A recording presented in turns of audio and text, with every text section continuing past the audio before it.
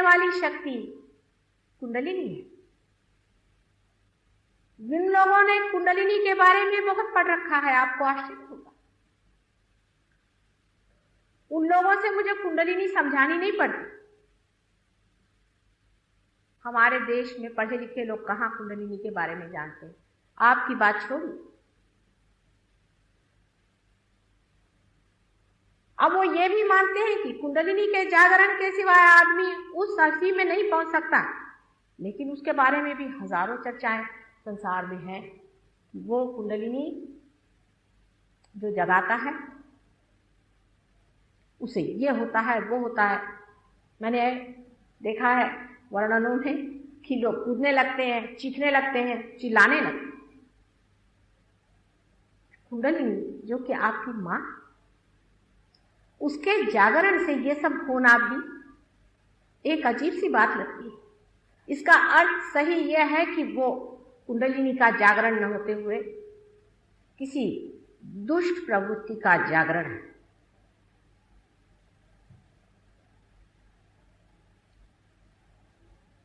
अब रही बात ये कि इस असीम में उतरने के लिए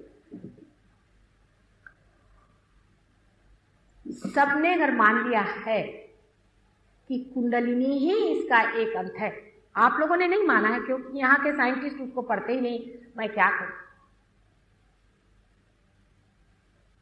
तब फिर यह सोचना पड़ता है कि कुंडलिनी के जागरण के लिए परमात्मा ने क्या व्यवस्था की हुई है। जैसे कि आज का विषय है प्रभु के प्रेम का अनुभव। प्रभु के प्रेम का अनुभव हमारे यहाँ पुस्तकों में अनेक लिखा है, लेकिन कोई विश्वास नहीं करता। जैसे कि प्रहलाद, जिनके सामने नरसिंह अवतार हुआ था, और जिस वक्त उन्होंने पूछा कि तुम्हें क्या चाहिए, तो प्रहलाद ने उनसे सिर्फ एक ही चीज मांगी, तव चरणारविंदे प्रीति, तुम्हारे चरण कमलों में मुझे प्रीति रहे, यही प्रभु मुझे दो। वो प्रहलाद तो आज है नहीं संसार में, और नहीं नरसिंह अवतार होने की कोई बात है। इसलिए सब ऐसा लगता है कि झूठा और थोथा है। ये सब झूठी बातें हैं, इसमें कोई अर्थ नहीं। अवतारादि वगैरह सब झूठी बातें हैं, यूं ही लोगों को भरमाने के लिए कहा गया।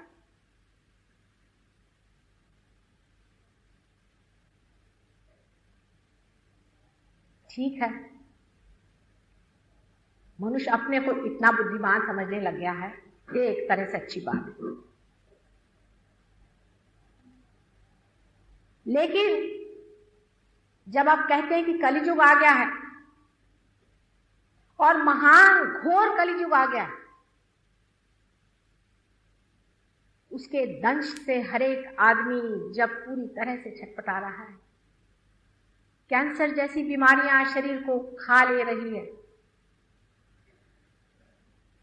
दुख के पहाड़ इंसान पे लुटे जा रहे हैं, किसी का भरोसा नहीं रहा, कोई किसी का भाई नहीं, कोई किसी की बहन नहीं, कोई रिश्ता संसार में पूरा बैठता नहीं।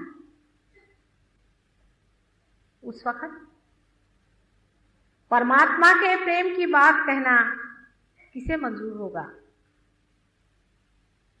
बात कहने की नहीं है। इसी वक्त में कभी भी संसार में हुआ नहीं, इस तरह से प्रभु प्रेम का वर्षाव हो रहा है चारों तरफ से।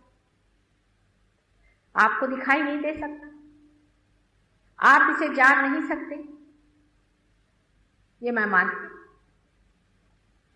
कारण आपको ऐसा ही बनाया गया कि उस अचेतन मन को, उस अनकॉन्शियस को, जिसकी बातचीत आज साइकोलॉजिस्ट कर रहे हैं, जिसके बारे में पूर्ण वर्णन हो चुका कि कुछ अनकॉन्शियस अचेतन मन है, वो हमें किसी तरह से मदद कर रहा है लेकिन हमारा उससे कनेक्शन नहीं है। वो अपना कनेक्शन बनाए हैं, उसकी छत्र छाया है, लेकिन हम उसे नहीं पा पाते। वो अनेक तरह से आपकी मदद कर रहा है।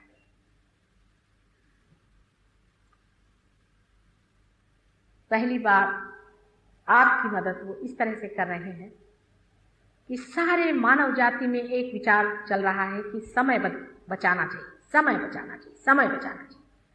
समय व्यर्थ हो रहा है, समय व्यर्थ हो रहा है। किंतु यही मनुष्य की मूर्खता भी आ जाती है कि वो जो समय बचा रहा है वो कहाँ व्यर्थ कर रहा है। अगर वो एक क्षण भी इसे सोचे कि समय मैं जो बचा रहा हूं इसे मुझे कहाँ लगाना है, तो उसमें संतुलन आ जाएगा। कलियुग के मानव पर जो परमात्मा का बहुत जोरों में वर्षाव हो रहा है, उसको पाने के लिए सिर्फ जरा संतुलन लाने की जरूरत है। आपने अभी बताया कि योग में कुंडलिनी का वर्णन है। पातंजल योग शास्त्र में जिस तरह से बताया गया है कि आपको 6 तरह की चीजें करनी पड़ेगी, जंगलों में रहना पड़ेगा, गुरुओं का समागम करना पड़ेगा, तब कहीं जा करके ये चीज अंदर बनेगी। अभी गगनगढ़ के एक बहुत बड़े महाराज हैं, मुझसे कहने लगे कि माता जी 21,000 वर्ष की तपस्या के बाद मेरे हाथ में वाइब्रेशन फूटे थे और आप इन लोग को यूं ही देते चली जा रहे हैं।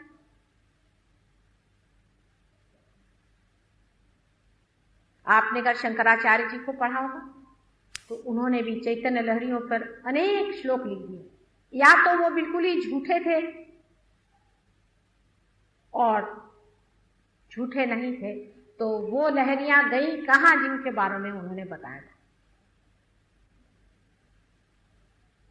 परमात्मा जो अचेतन रूप से सारे संसार में है, वास्तविक उससे चेतन और कोई चीज है ही नहीं, किंतु हम अचेतन, हम उसे नहीं जान पाए, उसे हम महसूस नहीं कर पाए, उसे हम फील नहीं कर पाते हैं। यह दूसरी बात है। हमें उसे पाना है। फिर आप किसी भी धर्म के हो, किसी भी व्यवस्था के हो, किसी भी रेस के हो, किसी भी देश के हो, आज कलियुग में उसका साक्षात होना ही पड़ेगा।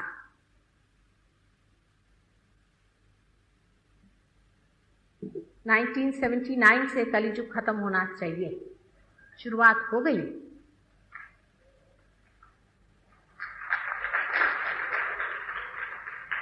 और 1999 में सत्ययुग आने की बात है, पूर्ण। पर बात ही बात नहीं रहनी चाहिए। ये बात ही बात रह सकती है अगर आप लोग सत्य को स्वीकार्य न करें। असत्य के लिए तो 1000 चीजों से भी आप उसको स्वीकार कर लेते। कोई भी असत्य हो उसे मनुष्य इतने जोर से पकड़ लेता है जिसकी कोई हद नहीं, लेकिन सत्य पे टिकता नहीं। टिकेगा? इतनी ताड़ना और पीड़ा मानव ने क्यों उठाई?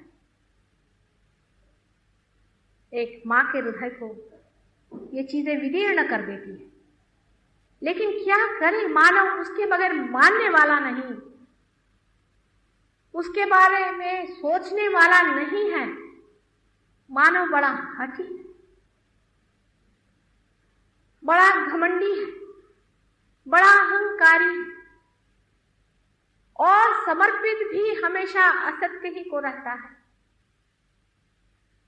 कुछ चमत्कार देखे उसी ओर दौड़ पड़ा, किसी ने 2 पैसे दे दिए उसी ओर दौड़ पड़ा। जितनी भी असत्य की बातें हैं जिससे कि मन में घृणा किसी के प्रति हो, जैसे मैं आपसे कहूं आप हिंदुस्तानी हैं, आप दुनिया भर के लोगों को नफरत करें तो अभी सब हिंदुस्तानी एक हो जाएंगे। मैं कहूं आप एक योग भूमि के वासी हैं, सारे संसार को आप प्रेम करें, तो मुझे लोग लेक्चर देते हैं माता जी आप तो सबको प्रेम सिखा रही हैं, वो हमें प्रेम करते हैं या नहीं। ऐसा मनुष्य असत्य को पकड़ा हुआ है कि सत्य ढर रहा है, बाहर चला जा रहा है, लेकिन उसे स्वीकार नहीं करता। इतना हठी है कि असत्य की कांस पकड़ के बैठा है, उसे छोड़ता ही नहीं, उसी को वो माना हुआ है, यही सब कुछ है। मानव को स्वतंत्रता दी गई विशेष रूप से, अचेतन ने दी, अनकॉन्शियस ने दी है, परमात्मा के प्रेम ने दी है, जिसे हम प्रणव कहते हैं, जो परमात्मा का प्रकाश, उसी ने जानबूझ करके आपको स्वतंत्रता दी। आपने अगर मेरे पहले लेक्चर कभी सुने हो तो आप जानते हैं कि किस तरह से हमारे मस्तिष्क में कार्य करके हमको अलग कर दिया गया उस चेतन शक्ति से जो चारों तरफ।